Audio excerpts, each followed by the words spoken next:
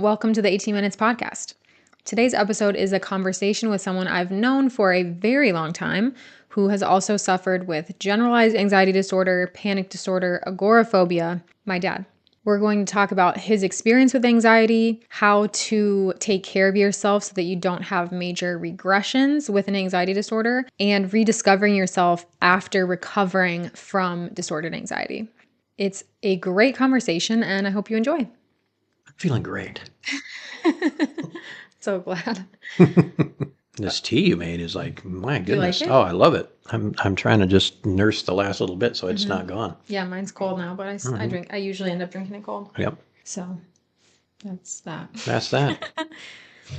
Well, I'm excited to be here. Cool. Me too. Yeah, I figured every time we're together, we end up yapping about anxiety for a long time. So might as well record one. Yap in front of people. Yeah. We have a lot to share. Yeah. First, could you give like a brief overview of your anxiety journey? Like when it started, when it peaked, and then kind of how you came into the recovery phase. Okay, sure. Great. I think I remember most of my journey. Okay. I tried to block it out, but no. Yeah. All right. Yeah, go for it. Oh, so we're on. We're live. Oh, okay. I thought you would have some like intro or something like that. I'm going to do that after. Okay, you'll do a post intro. Yeah. Be like, I'm so excited my dad's coming. Yeah. Okay. Yeah. All right. Well, my journey through anxiety, panic, and my recovery and continued recovery, I guess. I think I remember mostly being when I was early 30s. So, Like my age. like your age.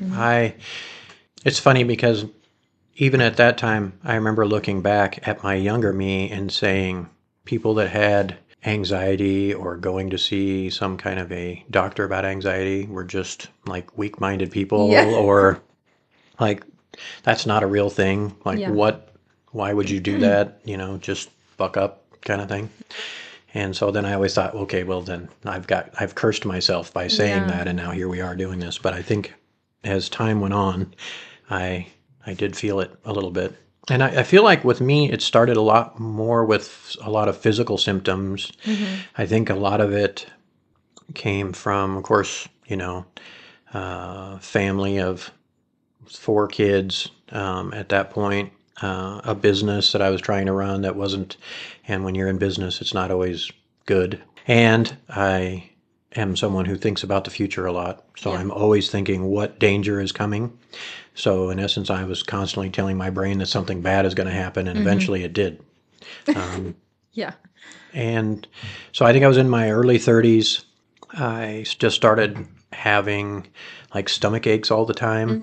And I started to, I had no scope of what anxiety felt like or even nervousness, I think, because you didn't really get nervous before? I didn't really get nervous, whether I was traveling or I did teaching for a while, like as a second job. And I mean, as a 20-something-year-old, I would just get up in front of 30 people and start teaching. Yeah. As long as I had a book that told me what the subject was, so I look back now and think, oh my gosh, how did I do all that stuff? Because now I would be nervous because now I have a sense for what that feels like. But back then I didn't have a sense for that. Yeah.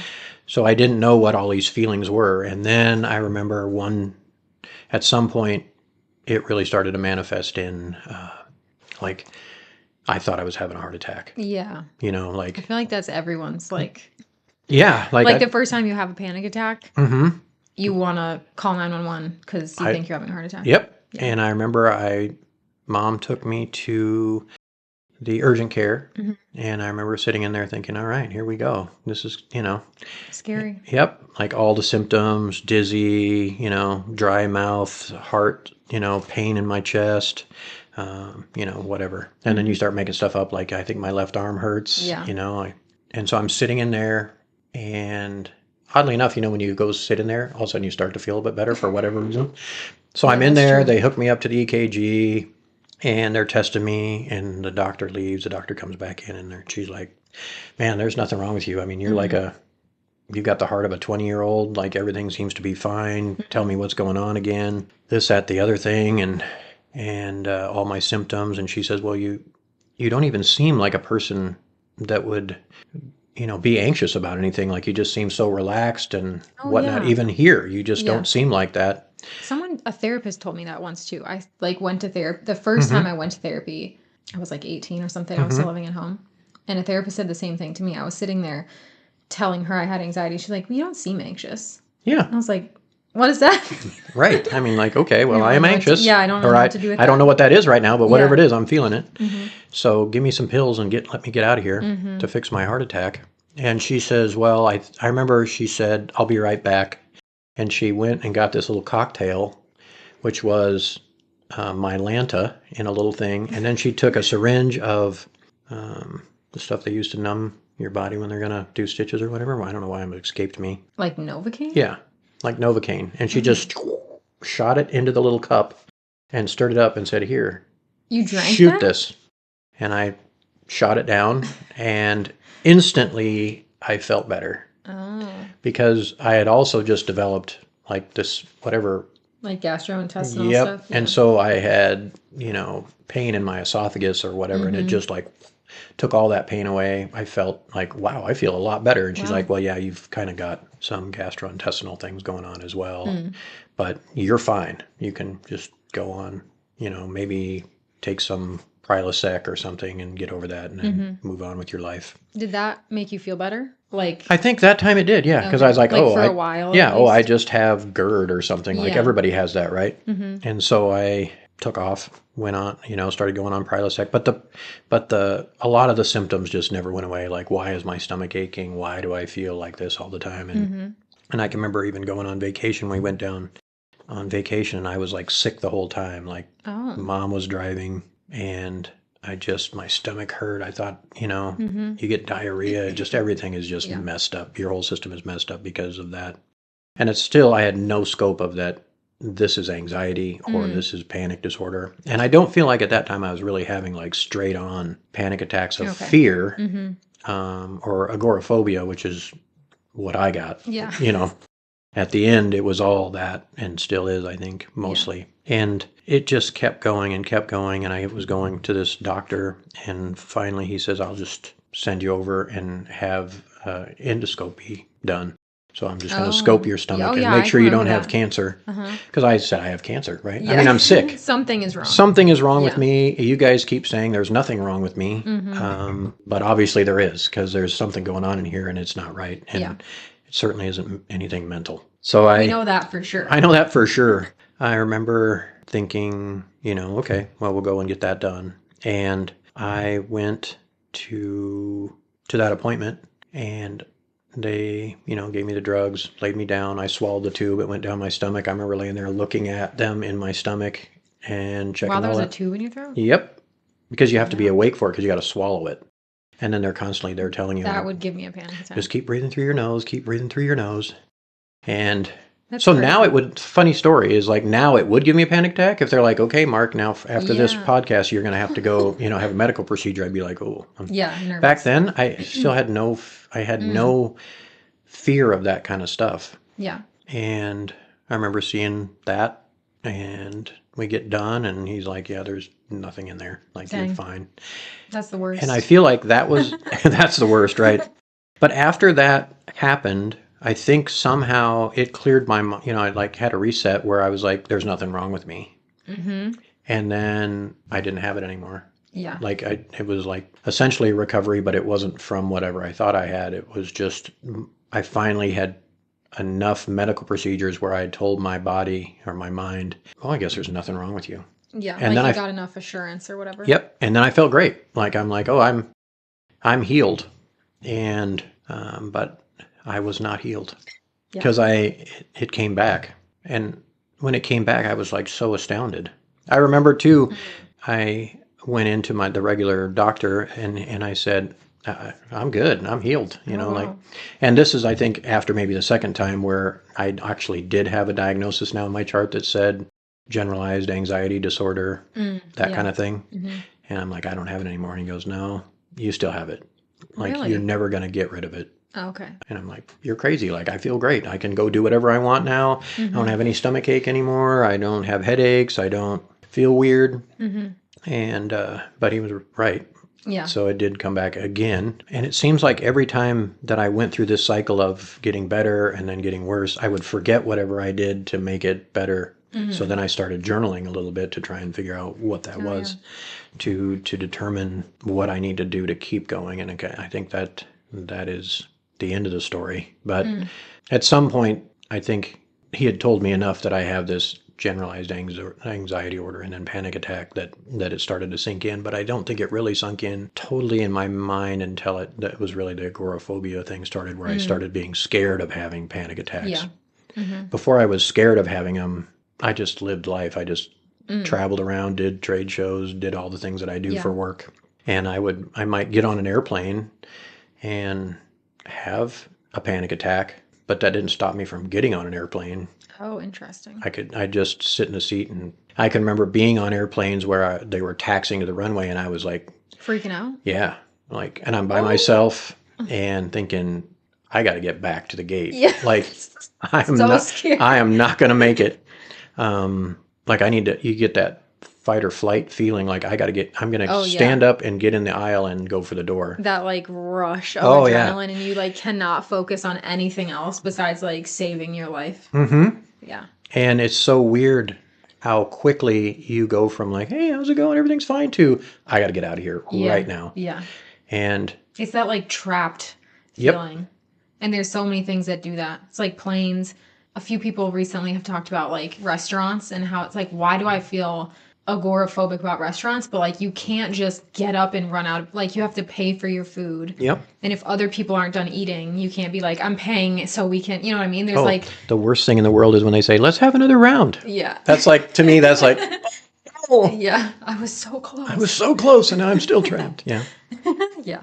There's a lot of things like that. Yeah. Church was a big one for me too. I remember. Oh yeah. When Any you kind were of little. like seminar or quiet room. And even Mom would say, you can leave anytime you want, but I didn't feel like I could leave. You know, I'm like, people would look at me weird if I just got up in the middle and left. Yeah, what is that about? Like, who cares? Nobody, and I've learned that like now, like whatever. No one cares, but yeah, restaurants, anything like that, like I can totally leave, but you don't feel like you can. You go to the doctor's office, you're sitting in that little tiny room with the door shut and there's no windows and you can't breathe. And then they're going to check your heart rate. That's the thing that always gets me. Yeah, every time. Like, I just don't want to know what it is. I don't want to know what my blood pressure is. I'm just like, and until... Why is your blood pressure so high? Because I'm in this little tiny room with you, and it's like being in a bathroom with someone and you can't get out. Yeah.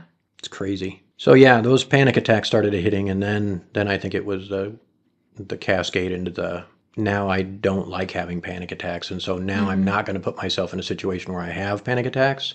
And that's when you devolve into, I'm sitting in my house in my favorite chair. Yeah. And I don't want to leave here, because if I leave here, something's going to happen, or someone's going to say, oh, let's go out to eat, or we're going here. And then, you know, that thing happens. And then you feel terrified. Then you feel terrified. And so, yeah, it feels like that was a long time ago. So I did go through a few cycles of in it and out of it, and in it and out of it. But I think like what you've been saying, which I think is great, is you can be on the other side of it. You just can't think that once you're on the outside of it, that you're on the outside of it anymore. Even in the last, the last year or so, because I consider myself being like recovered from panic disorder since like late 2019, early 2020, because I did all that work for like doing exposure therapy and facing my fear of fear. I've had panic attacks since then, but they don't keep me from living my life. And so I say recovery, that's kind of my own definition. Yep. But in the last year or so, I've had a couple really bad panic attacks, like the one at the airport gate, which did keep me from going on the plane that day. I did go back the next day. I have also done that, yeah. Yeah, which I was proud of. I felt like that was a good sign that, I put in some good work. But I've been thinking about how, like, you do have to maintain your mental health just like you do your physical health. And especially people like us who are prone to anxiety and panic attacks. Like, some people, like Tom, I think might never have a panic attack his whole life. Like, he's just not wired that way. I am. And so there's been a lot of seasons, I guess, where I'm like, oh yeah, I'll just stay home because I'm feeling cozy and not, like, I'll just avoid things that make me uncomfortable. And then if I do that for a couple months, all of a sudden I'm like, ooh, feeling a little agoraphobic. So it really is like, I consider myself recovered, but there is this like, I'm prone to anxiety and I don't want to go back to being scared at all to have a panic attack or to like feel anxiety feelings. So Because it there's, feels so good not to. oh yeah. I mean, like, I live now. yeah, I mean, it's like the best thing ever Mm-hmm. to go. It's like getting out of prison or something, I can imagine, if I've never been in prison, but you know. Yeah, I do. Yeah, I think that's probably a good analogy because you really are trapped in your head. Like you are kind of in a cage of kind of your own doing, but also your genetics doing. But yeah, the difference between living with panic disorder and then being like, I'm not scared if someone says let's have another round. Like I'm the one saying it, or like planning trips with people. Which when I was 27 years old, I was like that was not on my radar at all. But yeah, that's a good point. That yeah, I don't know. I guess I don't want people to be like scared that it's going to come back again. But No, I think I think the good news is that what you've talked about is there is light at the end of the tunnel. Like you can get yourself out of this. In fact, you're the best person to get yourself out of it. yeah, And then I think a good analogy would be like, oh, I've worked really hard on my body. Now I'm physically fit. So now I can just go home and sit on the couch for the next 6 months. You will get unfit. yeah, that's a good point. And so because you've now changed your habits to, I eat McDonald's all the time. Not that there's anything wrong with that. We love McDonald's. Yeah, it's amazing. But it's kind of, here's a great example. Like I have worked really hard on my health through 2025 and lost a lot of weight and been just working on my mental and physical health a lot for myself personally for the future and for my business. I feel like me being healthy and being mentally healthy is good for my company. So I worked really hard on that. And then it got really cold here in Minnesota. Thanksgiving hit. And so we had like 4 weeks of It was really cold. just like I'm not going for my morning walks anymore. I'm not walking during the day around the business. It's a holiday. There's lots of sugary things around, and sugar is, man, like I can barely pass up a piece of sugar. So then 4 weeks go by, and I feel like, oh, I don't feel fit, and I gained some weight, and I just don't feel. I feel icky, and I was like, oh man, I got to get back on the train right away. And I think that's like what you're saying, even with the mental thing, you have to do things. I know I do. Like exercise is one thing. Like I need to get outside. Walking on a treadmill doesn't seem to work. It has to be outside in nature where I can think of things that have nothing to do with my work life or the things that I need to get done. I can just think about nature and then doing mental health things like, being present, thinking about the now. Like you said, we're both very future oriented people, and that's a dangerous place to live because it's also doesn't exist. Yeah, true.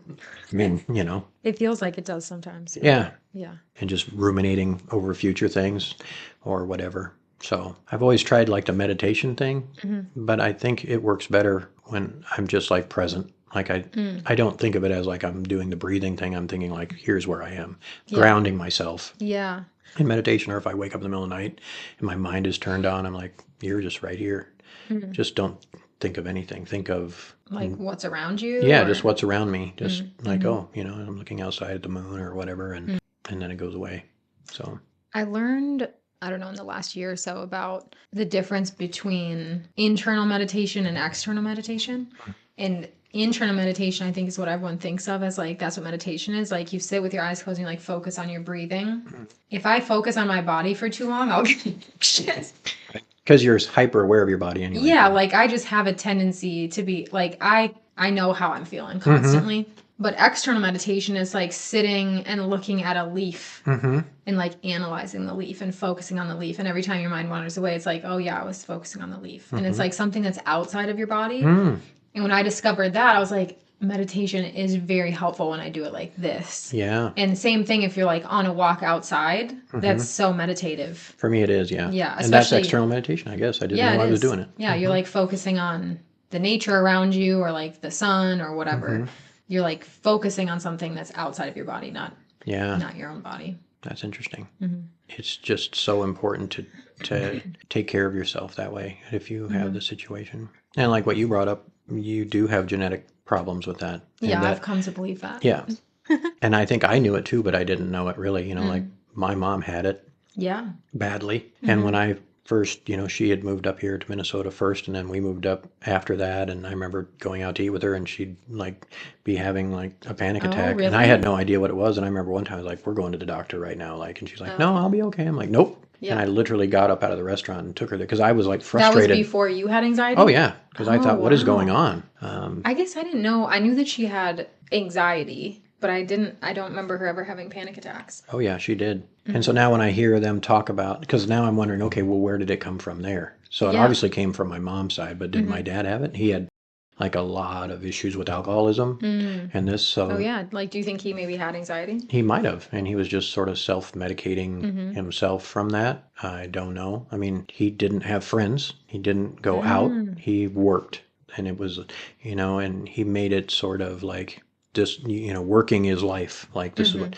and I think in that era that was, a pretty constant Kind of thing. part of the culture. But he didn't go out for beers with anybody. He had no guy friends. He just was either at home or he was at work, he had also owned a business or he was traveling for work, and it was never anything like a friendly deal. Interesting. Neither did my mom. Like we didn't go out. Yeah, true. Like if we went out, it was like the three of us went out after my siblings all left. There was never couples that came over, or they never went to somewhere to play cards like you hear other parents do, and they were just at home all the time. So they very well both could have had something. Wow. So that I'm makes me feel a little better about my tendency to be a homebody. Like I have to fight so hard against. Yeah. I want to be, and I do really like traveling, but it does not come easy to me like it does for other people, or even like going out and staying out late. Like, yeah, we just come from a line of people that like to be at home. That's right. And that's our thing, right? Yeah. And But now, like you were saying, I think it would have made us really good at surviving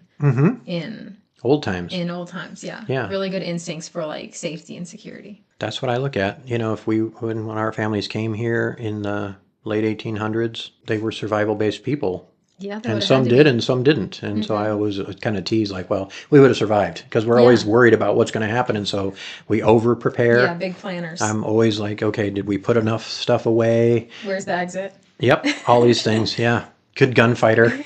Keep your back to the wall. Yeah. So yeah. And it's funny, I'm always kind of listening then to my siblings or older people talk about like the grandparents to try and in my mind get a clue like, oh, was Grandpa Albert anxious because he did this or did that? Oh, because it didn't probably come from Grandma. She just didn't seem to care about that kind of stuff. But maybe he was obviously a homebody. Yeah, like where I'm curious where. Right. I mean, it came from. It didn't just start with my mom, right? It started before that, and so we're just built that way. So now we have to just recognize that. I think probably no different than someone who knows that they have heart disease or a certain kind of cancer in their family. Like it's prudent to say, I better care for myself or go to the doctor and have myself checked every now and then. Like anybody would do that, right? Like if we knew all of our family had died of heart attacks when they were in their 50s, like you and I would definitely be going in and being checked and say like and we'd be exercising and eating healthy. And, right. But with the mental health thing, you just are like, yeah, just push through, put up with it. True. So I love that we're working on like, we have to be healthy doing this because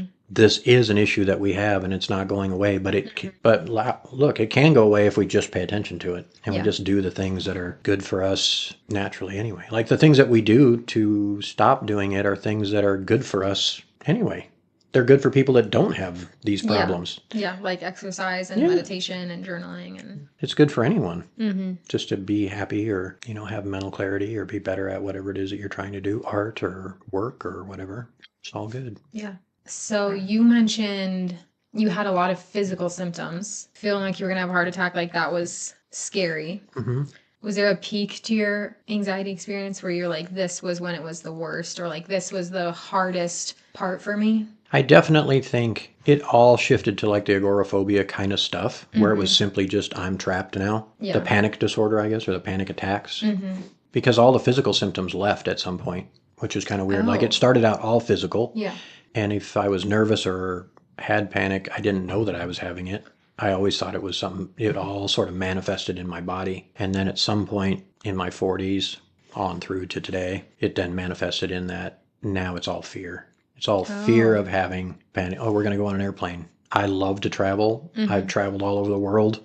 I've gone and done shows and I've been in front of people, all of that stuff. And now I think, oh my God, like if I do that, will I have a panic attack? Well, that is stupid. Yeah. Right? Like, but that's that's the only place it lives now. I don't really ever have that. Interesting. I never have any stomach aches or any GERD kind of things or feelings of heart attack. I just don't. It never manifests in my body. It only manifests in that Like as fear. as fear. Yeah, and it may have been fear then, but I don't know. I didn't know about it. Once you know about it, then you can't unknow it. Yeah, that's true. I wish I could sometimes. And when you start to, it's kind of funny because when you start to heal, you are you're surprised when it doesn't. Like, oh, Oh, when it doesn't happen? yeah, like if we went to a restaurant after this and we're just both sitting there having a good time and we don't have it, it's kind of like, this is really cool. Oh, Like to yeah. come to a restaurant and not have a panic attack. I remember the first time I got in an elevator, like after I did like consistent exposure therapy for like 5 or 6 months. And I guess didn't get in an elevator in that time period. And then shortly after that, some of our friends lived in a condo building with an elevator. And I was like, oh my gosh, I haven't been in an elevator in a long time. And I was like nervous. I was like, oh my gosh, you're kidding me. Like, I'm going to have a panic attack. I'm so nervous.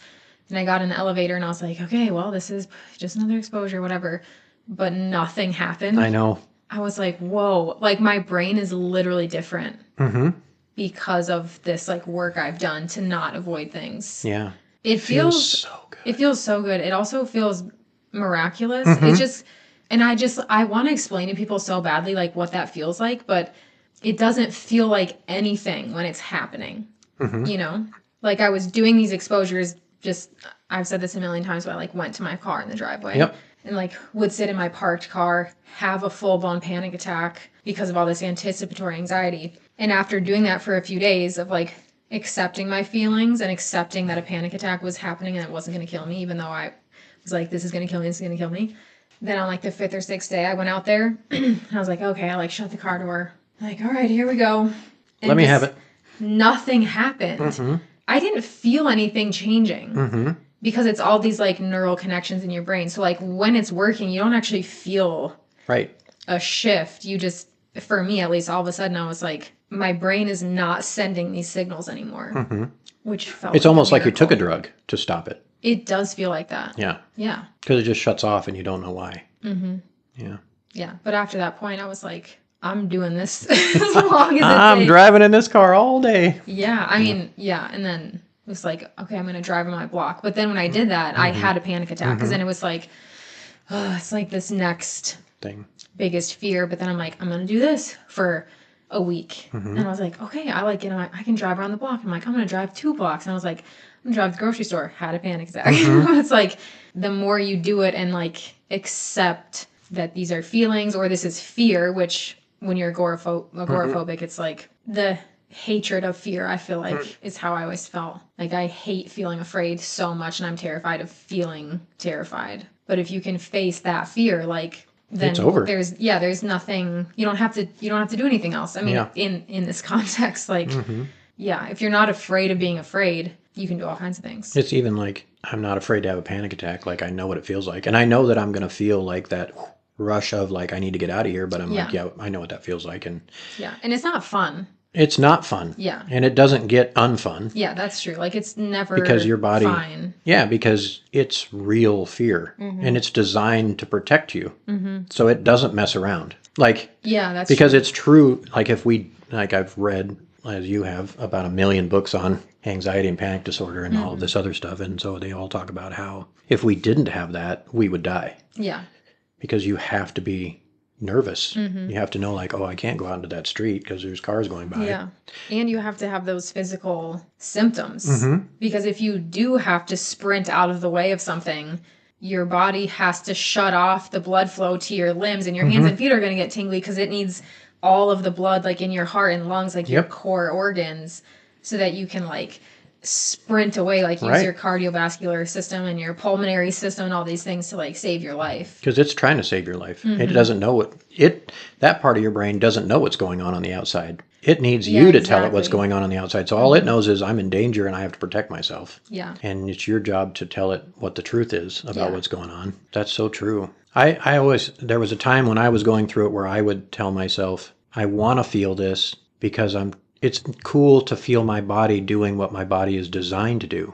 So then I would just tell myself like, oh, that's a feeling that I'm having. My hands are getting cold and whatever. Oh, wow, that's pretty fascinating that my brain knows to do this. Yeah, it is fascinating. And it's just doing it, and I don't like it. But if I was running away from a mountain lion, I wouldn't know that it was doing it because I'm just focused on running. But in our lives today, we're just focused on sitting there. Yeah. And so you feel these feelings all the time instead of spending that time running it off. You're just sitting there in it and soaking in this rush. I definitely have to stay grounded in the fact that I know I've got like two brains going on. Yeah. Did you read Thinking Fast and Slow? I haven't. No, I started to, but I haven't finished it yet. I haven't read the whole thing either. But there's your like system 1 brain and your system 2, or system 1, system 2. And his analogy is like the elephant and the elephant rider. You were saying that your like the part of your brain that is the anxiety like isn't seeing what's going on around you. So I think of it as like there's like your conscious part of your brain and your subconscious part of your brain, which I think is the idea. Yeah.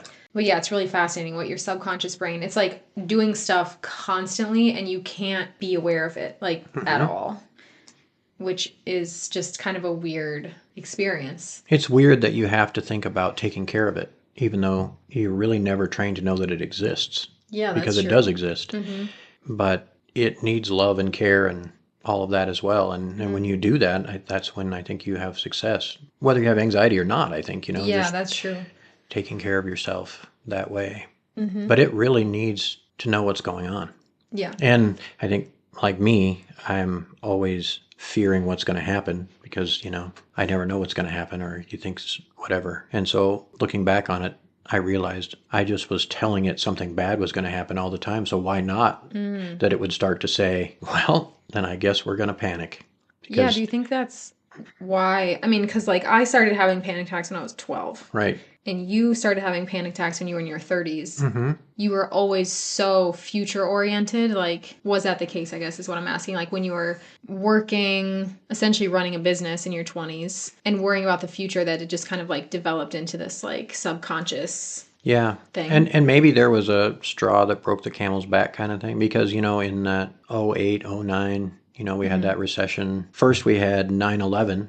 And that was really my first experience when, wow, things are gone terribly bad in the world, like we were attacked or whatever. Yeah. And I probably was telling my subconscious mind that, oh, wow, there's no planes flying. We're getting no phone calls at work. Will this end? Like, are we going to war? So maybe you didn't feel nervous, but your mind was kind of going. And it was probably interpreting, like it should have been, interpreting that this is bad. And so then there was that, and then there was a recession that came, and it's hard on business, and our business suffered during that time. We lost big customers, and it was hard to make payroll and all these things that happens in business every now and then. And so I started to catastrophize about things like what would happen if I lost this and I'd lose my house, and then where my kid, where am I going to take my kids to live, and like this is their home and this is where their friends come. And so that weight I put upon myself, I remember.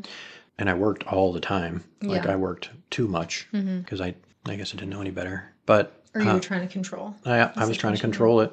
And so I think in essence I was just doing that. I was telling it that there was something to fear. And maybe you just did that earlier. I remember when you were younger, you would think like, oh, there's a band concert or whatever. Because you liked things to be perfect and in control like me. And so where maybe my childhood, I didn't have that going on at that time when you did. And you also had a much harder childhood. Perhaps.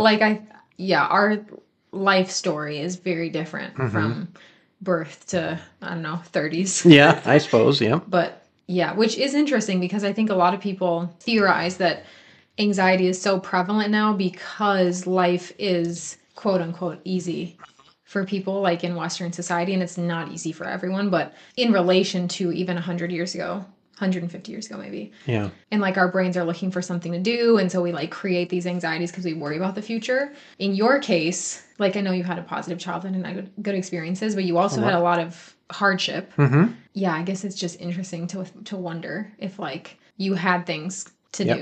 do. And your Yeah. brain had things to do, and you were like, okay, got to make sure dad's okay. All right, that's under control. Great. And you could kind of like move on. Whereas I had everything was always under control. You know what I mean? You and mom set up my life to be like, you're going to go to school and have every opportunity. And like, I really had nothing to worry about, but I was always worried about something. Yeah. So it's interesting the difference, I think, in how anxiety can really happen for any reason. But For anyone, any reason, anytime. But yeah, I think for me it was genetics, but also maybe a lack of, I don't know. I hear where you're going. I always think about, and I talk about that, like if we would have grown up in 1880s, like would we have had anxiety because, and I don't know, right? Or would we just be thriving? Well, like there's nothing to just let your brain wonder about. Like we are going to chop wood all day. Yeah, you and then can't we're going really to cut avoid. grain, and then we're going to make sure that the roof is not leaking, and then we're going to protect ourselves from wild animals. And if we're in the plains, like my family came to as pioneers, like there's no, oh, this is a really good day, or I'm just dreaming about what it'd be like to be Or, good. oh, my left arm hurts. Yeah. I'm going to sit here and think about it all day. It probably hurts because you've been running an axe all day long, right? Or whatever. And we just get to think about things because our lives are so different than their lives. And I don't think they dug into things like trauma and stuff like that. It was we're on the edge and we're just living. It also seems like probably even longer ago than that, in like ancient Rome. There were workers and there were thinkers, and you were like one or the other. And the thinkers, like you and I have both read a little bit of like Marcus Aurelius and other Stoics, but they were tormented sometimes. Very much so. Because they were thinkers. And when you think a lot about philosophy and the world and the state of the world, like I think Stoicism is great for that. But that was like born out of suffering. Like those people had anxiety. Yeah. And maybe if you were a worker, you didn't have the opportunity to wonder if everything was going to be okay because you're like, I have to chop the wood or do whatever. Yeah. I do think there's a couple different mindsets there. People that are always thinking about the future or trying to control something or manage something like that. And then there's those that just like, I don't know, I just get up, I go to work, and then I go home and I have dinner and then I go fishing and whatever. And I have always wished, or not wished, but I've always thought, what would it like to be that person? Yeah. And I've always been someone who's like, oh, I got to get to this goal, and then my business has to grow to here, and to do that I need to do this, and I have to put in more time, or I'm always thinking about something, or thinking about thinking, or whatever. And that might be genetic too. I feel like we come from a long line of entrepreneurs. Yeah, we do. There were all just like business not good people. enough. Nope. Got to do the next thing and grow the make company. it better. Yep. That could very well be. And there's a lot of stress. I mean, you carry a lot of load when you're thinking of not just yourself or even a small family. Not that that's not a lot, because it is a lot. But if you're doing that plus something where you really do have to work on yourself to remember that everything's going to be okay, no matter what. So, yeah, those guys, most of those didn't end up well. Is that true? Yeah. Oh. Lots of crazy things happened to them. But what's funny is I am fascinated by that stuff. And you are too a little bit. Which is very interesting. Like I'm always, oh, how did you think? I suppose because we're in our own heads. So it's, oh, how do you think? Like what does that make you think about? Or well, and some of it is comforting. I think some of it's really not comforting. And there's a lot of people who I talk to that have like existential anxiety. And I'm like, yeah, that's really scary. And so some of it's not comforting at all. But some of it is of like, this is how humans are. And like when you do this, like this changes, or principles, I guess, that feels kind of grounding within those like philosophies. Yeah. I think for me, it was always comforting to speak to someone else who had anxiety or panic, because you could almost laugh at it then, where you can't with someone who doesn't have it, which I know you've talked about that with others, how hard it is for the other person. And that's hard for us too, because we don't want to feel like we're holding them back. Then that's a whole other podcast that you did. But when you can relate to someone else, or when someone else is just like, oh yeah, that heart attack. Oh yeah, I've been to the ER 7 times and had my heart tested. And you're like, what? Yeah, I'm not alone. Yeah, it is. Or you can say like, oh yeah, I had one at this time, and this happened, and you can kind of laugh at it, and then you're just like, it just, if you were having any anxiety at that moment, it just like vaporizes because all of a Yeah. sudden you're like, oh, I'm not alone and I'm not crazy and I'm not really going to die. I used to have this fear. I actually think it's linked to agoraphobia, but it's like a fear of open spaces. Like if I was in like an open field or something, I used to mentor high school girls and I would like go to their soccer games or like I was always out in these open fields like watching some sporting event, and I had this sense that I was going to get sucked up into outer space Okay. because there was nothing around me and my brain just didn't like that, and I was like there was too much sky, and I never told anybody because I thought I was losing it. And then someone on the internet once was like, oh yeah, I'm like being scared to get sucked up in outer space. And I was like, What? I literally thought I was the only person who had that fear, and it was so relieving because I'm like, oh yeah, that's anxiety. Like there's nothing wrong with me. I just like got afraid of this thing, and so my brain like flagged it as something we got to remember, and then it kept coming up, and it's really hard to get rid of stuff like that. But Every time you go to a soccer game, you think about it ahead of time. yeah, or yeah, exactly, being like anticipating like I got to go to a soccer game next week and I'm going to feel like I'm getting sucked up in outer space. And I'm already nervous and it's 5 days away. Yeah, that's the worst. That's where I think that visualizing thing that you talk about is so cool. Like if something's going to happen, visualizing that it's going to turn out good, which is That helps a lot. it helps a lot. And it's funny when you spend all your time thinking about how things are going to be bad to try. It's almost like really hard to visualize a positive experience. I don't know why that is, but like Yeah. it's way easier for me to visualize a very negative experience. Like I don't like confrontation, and in my job, confrontation is really important. Not negative, but just Yeah. confrontation. Confrontation, in my mind, is always negative, and I had to learn that Right. it's not really negative. It's It can be positive. neutral, It's yeah. neutral. Or positive, Or yeah. very positive, because people want to know what's expected of them. And most of them know if they're not doing what's expected of them, so they know it's coming anyway. Yeah, true. But to think about, oh, I'm going to go into this meeting and have to talk to this person about something that is not comfortable, how's that going to be a positive experience? How can I think about what's going to happen and think about them thinking, oh, wow, thanks so much for, sharing that with me. Yeah. Yeah, I'm doing a horrible job and I'm going to try to do better. I'm so And sorry. man, I'm so thankful that you brought it up. Yeah.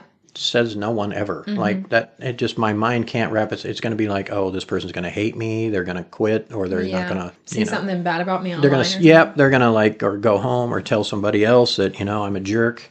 Every single time it has been a positive experience. I just didn't know that it was going to be a positive. Most people are very accepting of like criticism or whatever. Yeah. I mean, I know, like I think about myself, like if you had to talk to me about something, I would be like, oh, thank you for telling me. I mean, if I was knowingly doing something that I knew I shouldn't be doing, then of course I'd be embarrassed, Yeah. right? I'd be like, oh, I'm ashamed that I did that. But now we all know that Yeah, I it's was out in doing the open. it's out in the open, so I'll do better. Yeah. And then you just have to do better. But no matter what it is, like flying or driving or going to church or going to a restaurant, they're all super positive experiences. Like there's goodness to come at wherever you're going or at the end of it. But I literally early on had to think, because I knew I always had to go into restaurants. So then I had to start thinking, oh, I really want that cheeseburger. Oh, yeah. The cheeseburger is going to taste so good. And those French fries, I know exactly what they're going to taste like.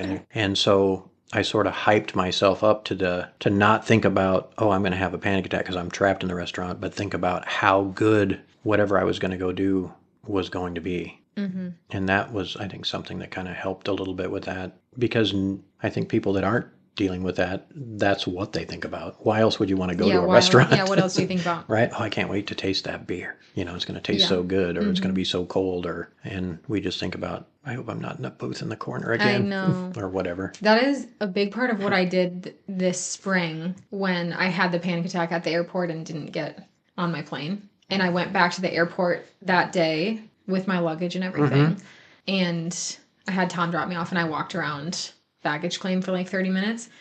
And I was visualizing myself back there the next day, which was pretty easy because I was literally there. And I was visualizing my body not getting worked up. So I was like, I'm excited to go on a trip. I'm not going to have a tight chest. And I'm just like, I wasn't thinking like not going to have these things, but I was visualizing like my body's going to feel so calm. I'm going to feel excited. I'm not going to feel nervous. And I was really trying to get like viscerally into it, And sometimes it takes a while. I do that a lot actually now. If I have anticipatory anxiety about something, which like everyone does, I don't like to speak in front of people that much and like big crowds, even like if I'm going to a concert, I'm like, ugh, like excited but kind of nervous. And then I'm like, I'm just going to visualize for like 5 or 10 minutes while I'm sitting on the couch. I'm at the concert and I like really try to put myself there. And I'm like, and I feel incredible. Yeah. Just like it really does something to your subconscious or that like system two Yeah. part of your brain that's looking for patterns where you're like, I'm going to give you the pattern and it's not going to be a negative one. It's going to be a positive one. And yeah, I've felt It works. the effects of To that. think about yourself, I think about myself in a very relaxed posture. Like, Yeah. oh, I'm sitting back and I have my legs crossed and I have something to drink and like it's very conversational and it's very, Yeah. it's very neutral. Relaxed. And I'm just relaxed doing that instead of thinking, oh, I'm up like this and I'm like forward, because I'm not feeling well and I'm looking for the exits. Like, I don't care where the exits are. Like, I'm just having a good time here. And so that thinking about those positive things is so important Yeah. to And be it telling matters. that. Yeah, it does matter. Okay. We've talked a lot about when you have an anxiety disorder and then you start healing from it, you start to realize there's some things I just don't like, turns out. Oh my gosh. I know. Yes. So I I know you totally have get. some of those things. Oh but man, yeah. That's funny that you bring that up because I think about that all the time. How I have to now, I consciously have to decide whether, okay, you're saying like, oh, we're going to go out to lunch after this or whatever, and then in the old days I'd, Yeah. oh, I'm going to lunch, Yeah. and I have to decide, is it my anxiousness that doesn't want me to go out to lunch, or do I just not want to go out to lunch? And the hardest part now is trying to determine what that is.